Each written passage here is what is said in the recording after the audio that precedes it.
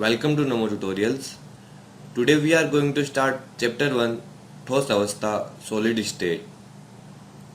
भौतिक अवस्था के आधार पर पदार्थ तीन अवस्थाओं में मिलते हैं, ठोस, द्रव एवं गैस। ठोस ठोस का आकार एवं आयतन दोनों निश्चित होते हैं। द्रव का आकार अनिश्चित होता है परंतु आयतन निश्चित होता है।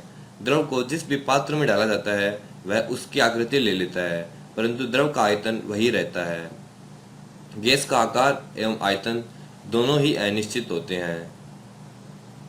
दिए गए ताप एवं दाब पर पदार्थ की अवस्था निर्धारित करने वाले कारक अंतराण्विक बल और उष्मीय बल।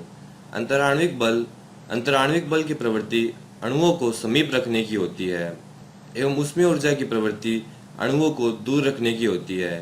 ठोस के अंदर अंतराण्विक बल अधिक प्रबल होते हैं अतः ठोस के अणु पास पास होते हैं, जबकि गैस के अंदर उष्मीय ऊर्जा अधिक प्रबल होती है अतः गैस के अणु एक दूसरे से बहुत दूर होते हैं।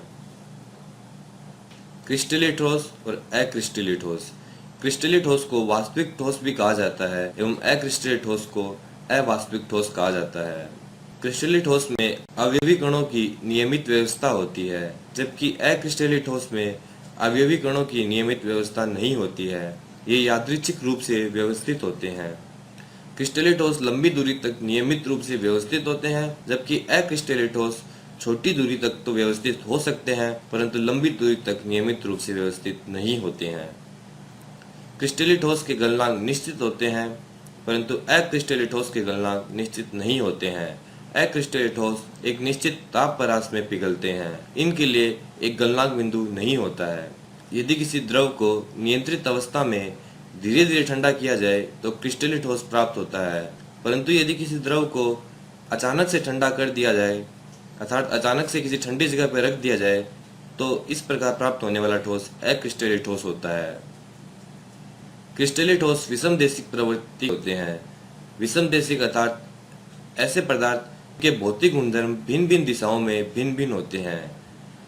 अक्रिस्टलीय ठोस समदेशिक प्रवृत्ति के होते हैं। समदेशिक अर्थात ऐसे पदार्थ जिनकी भौतिक गुणधर्मों का मान भिन्न भिन्न दिशाओं में भी एक समान रहता है।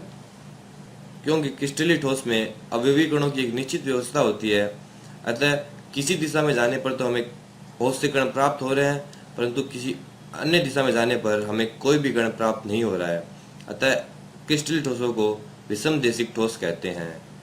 परंतु अक्रिस्टलीय ठोसों में अवयवी कणों की यादृच्छिक व्यवस्था होती है अतः किसी भी दिशा में जाने पर हमें लगभग एक जैसी व्यवस्था प्राप्त होती है। क्रिस्टलीय ठोस की उदाहरण है Ag व Fe व अक्रिस्टलीय ठोस की उदाहरण है प्लास्टिक, रबड़ आदि। अक्रिस्टलीय ठोस में द्रव के समान बहने की प्रवृत्ति होती है, यद्यपि यह बहुत मंद होती है अतः इन्हें आभासी ठोस या अतिस्थित द्रव भी कहते हैं। जनरली बहुत पुराने कांच में यह देखा जाता है कि कांच नीचे से अपेक्षाकृत अधिक मोटे होते हैं। यह कांच की द्रव के समान बहने की प्रवृत्ति के कारण ही होता है। अक्रिस्टलीय ठोस सूर्य के प्रकाश का विद्युत में रूपांतरण करने के लिए उपलब्ध श्रेष्ठतम प्रकाश वोल्टीय पदार्थ है। अक्रिस्टलीय ठोसों का उपयोग सूर्य के प्रकाश को विद्युत में रूपांतरण करने के लिए किया जाता है। With this, thank you very much.